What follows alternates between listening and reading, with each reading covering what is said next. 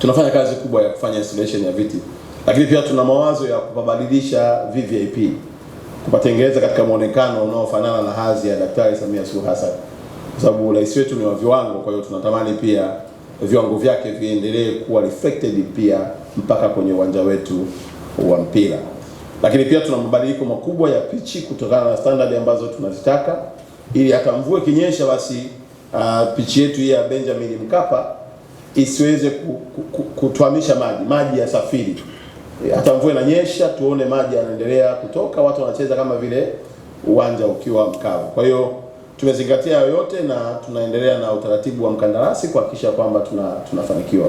Fumba pia mmeona Mheshimiwa Makamu wa Pili wa Rais wa Zanzibar ameenda kutembelea kiwanja, kinaendelea hatua nzuri, na viwanja vingine kasi yake ni njema, na tuna matumaini makubwa ya kwamba kabla ya mwisho wa mwaka huu, kwa sababu kama kile cha Arusha tunategemea kwenye mwezi wa 6 wa 7 utakuwa umeshamaliza, lakini pia viwanja vingine kabla ya mashindano ya AFCON mwakani 2027 tutakuwa tumeshapiga hatua kubwa. Sambamba na hilo, tuna viwanja vya mazoezi, na ni swali jema umeuliza.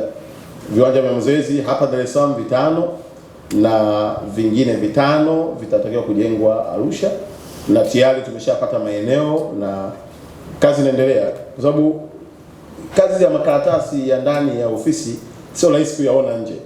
Nje tunaona matokeo, tukimwona mkandarasi yuko wapi, yuko site. Na sisi tungetamani viwanja hivi vijengwe na watu wenye uwezo, lakini pia vikizingatia standard za kafu ili viendelee kuwa na vigezo vya kimataifa. Mheshimiwa Waziri amejulisha umma kwamba Tanzania imejipanga vyema katika kukuza vipaji vya watoto kupitia serikali ya Mheshimiwa Rais Samia Suluhu Hassan. Itawekeza kwenye shule 56 za michezo ambazo zitahusika na kukuza vipaji vya watoto.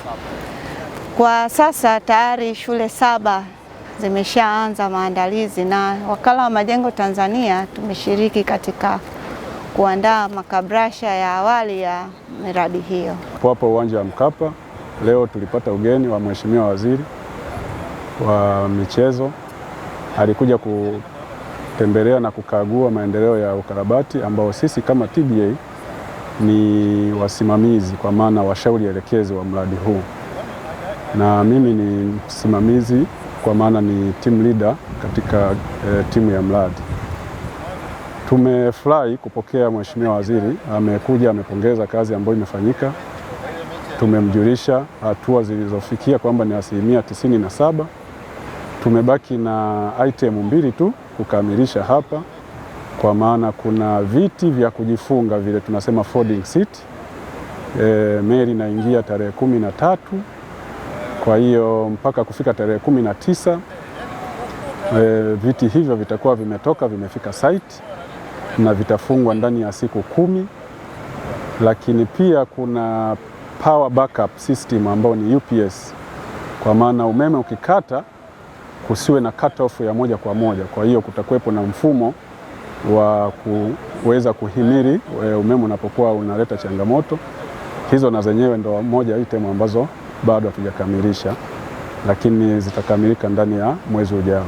Uwanja wa Mkapa tunasema ni moja ya ujenzi mkubwa, kwa maana katika kategori za ujenzi kupewa fursa kama wakala, lakini kama timu ya kusimamia tumepata exposure kubwa kuhusu miundombinu ya michezo.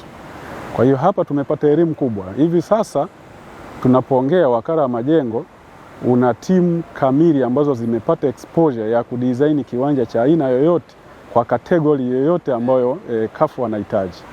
Kwa hiyo yote elimu tumeipata wakati tunasimamia hapa. Tulishirikiana mara kwa mara na wakaguzi wa kafu, walikuwa wakija wanatoa zile requirement, wanatoa condition zao. Kwa zile condition zilikuwa zinatupa picha, lakini zinatupa elimu, zinatupa exposure ya kwamba mahitaji ya sasa ya dunia yakoje. Kwa hiyo kwenye hilo tuko tayari sasa kama Wakala wa Majengo kushirikiana na Wizara ya Michezo kwenye viwanja vingine vyote ambavyo serikali inawekeza nguvu kwa sasa kuvijenga. Tutatoa ushauri wetu, tutatoa exposure tulioipata kutokea hapa, lakini tutatoa kila tulicho nacho ili serikali isikwame kwenye inapofika swala la wataalamu wa ndani.